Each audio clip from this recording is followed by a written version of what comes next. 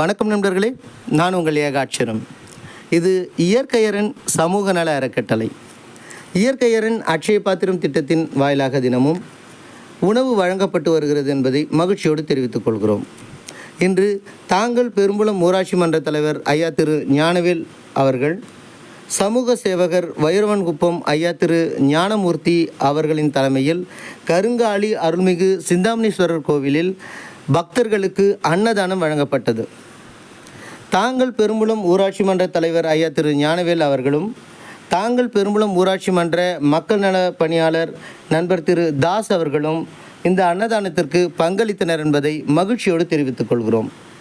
மேலும் இயற்கையரன் சமூக நல அறக்கட்டளையின் சார்பாக நன்றியை தெரிவித்துக் கொள்கிறோம். நன்றி நண்பர்களே.